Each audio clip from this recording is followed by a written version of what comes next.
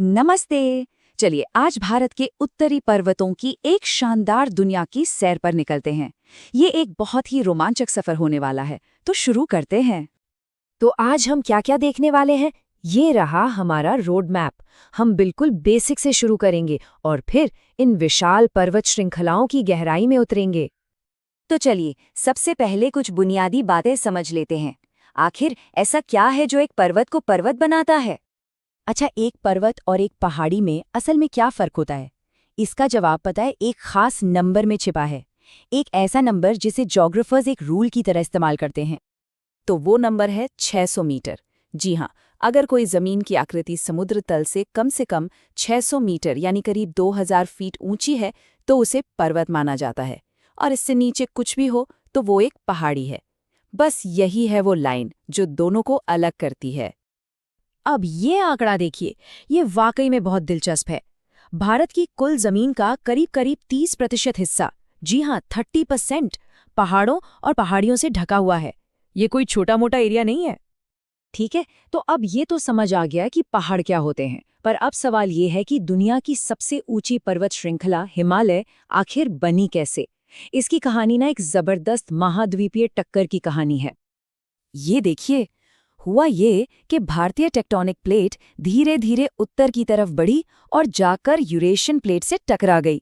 अब ये कोई छोटी मोटी टक्कर नहीं थी। इस जबरदस्त दबाव की वजह से जमीन ऊपर उठने लगी और इसी से हिमालय बना। और सबसे मजेदार बात जानते हैं क्या है? ये टक्कर आज भी चल रही है। अब देखिए, जब हम हिमालय के बारे में सोचते हैं तो दिमाग में एक विशाल चट्टानी दीवार की तस्वीर आती है ना? पर असल में ये इतना सिंपल नहीं है। हिमालय एक नहीं बल्कि 3 समानांतर मतलब पैरेलल पर्वत श्रृंखलाओं से बना है, और हर एक की अपनी अलग उम्र और अपनी अलग पहचान है। ये टेबल इन तीनों को समझने में हमारी बहुत मदद करेगी। देखिए, सबसे उत्तर में है वृहत हिमालय, जो सबसे पुराना है, करीब 40 से 50 मिलियन साल पुराना। और फिर सबसे दक्षिण में है शिवालिक, जो सबसे नया है। तो एक तरह से जैसे जैसे हम उत्तर से दक्षिण की तरफ आते हैं, ये पहाड़ जवान होते जाते हैं और इनकी ऊंचाई भी आमतौर पर कम होती जाती है। अच्छा, हिमालय को समझने का एक और तरीका है, और वो है नदियों के आधार पर। इसे 4 हिस्सों में बांटा गया है। तो चलिए अपनी ये यात्रा पश्चिम से शुरू करते हैं। तो हमारा पहला पड़ाव है पंजाब हिमालय, जो सिंधु और सतलुज नदियों के बीच पड़ता है।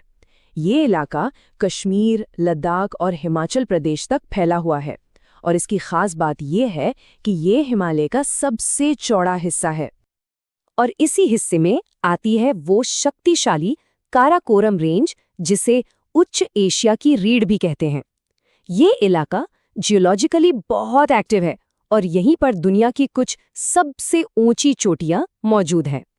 जी हाँ, यहीं पर है K2, जिसे गॉडविन ऑस्टिन भी कहते हैं। ये दुनिया की दूसरी सबसे ऊंची चोटी है और भारत की सबसे ऊंची। इसके बाद नंबर आता है लद्दाख रेंज का, और ये क्यों फेमस है? राकापोशी चोटी के लिए, जिसका ढलान दुनिया में सबसे ज्यादा सीधा और खड़ा माना जाता है। सोचकर ये हैरानी होती है। फिर आती है ज़ंस्कार और पीर पंजाल रेंज। दिलचस्प बात यह है कि सिंधु नदी लद्दाख और ज़ंस्कार रेंज के बीच से होकर बहती है, और जो पीर पंजाल है वो हिमालय की सबसे लंबी रेंज है। चलिए अब थोड़ा और पूरब की तरफ बढ़ते हैं। अब हम आ गए हैं कुमाऊं हिमालय में, जो सतलुज और काली नदियों के बीच उत्तराखंड में पड़ता है। और ये जगह बहुत खास है क्योंकि यहीं से भारत की कुछ सबसे पवित्र नदियां निकलती हैं। तो ये इलाका सिर्फ भौगोलिक रूप से ही अहम नहीं है, बल्कि इसका आध्यात्मिक महत्व भी बहुत ज्यादा है। इसकी सबसे ऊंची चोटी तो नंदा देवी है, पर यहीं पर बद्रीनाथ, केदारनाथ, गंगोत्री और यमुनोत्री जैसे पवित्र तीर्थ स्थल भी हैं। और हाँ, हमारी पवित्र नदियां गंगा और यमुना, उनका उद्गम भी यहीं से होता है।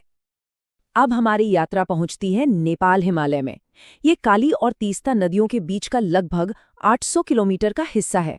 और सुनिए, यहीं पर है दुनिया के असली दिग्गज, दुनिया के सबसे ऊंचे पर्वत। जाहिर है, हम बात कर रहे हैं माउंट एवरेस्ट की, जिसकी ऊंचाई 8,848 मीटर है। पर एक मजेदार बात बताता हूँ, नेपाल में इसे माउंट एवरेस्ट नहीं कहते, वहां इसका नाम सागरमाथा है। और अब हमारे इस हिमालयी टूर का आखिरी पड़ाव, असम हिमालय। ये तीस्ता नदी से लेकर ब्रह्मपुत्र नदी तक सिक्किम, असम और अरुणाचल प्रदेश में फैला हुआ है।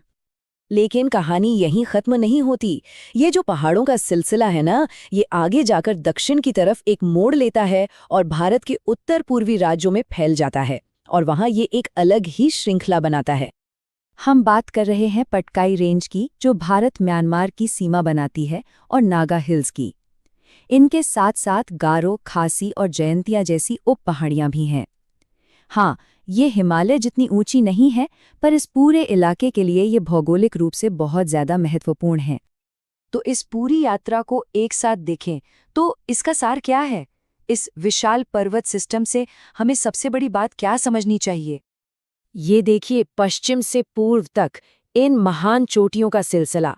धौलागिरी, अन्नपूर्णा, एवरेस्ट, मकालू, कंचनजंगा, नामचा बरवा, ये बस नाम नहीं है, ये उन दिग्गजों की एक परेड है जो पूरे उपमहाद्वीप में फैली हुई है। क्या शानदार नज़ारा है! और एक आखिरी, बहुत ही दिलचस्प बात, ये पहाड़ कोई बेजान पत्थर नहीं है, ये जीवित हैं। ये आज भी हर साल कुछ मिलीमीटर बढ़ रहे हैं। तो जाते जाते एक सवाल दिमाग में आता है कि इन पहाड़ों का ये लगातार बढ़ना आने वाले कल की दुनिया को किस तरह से बदलेगा। सोचने वाली बात है ना?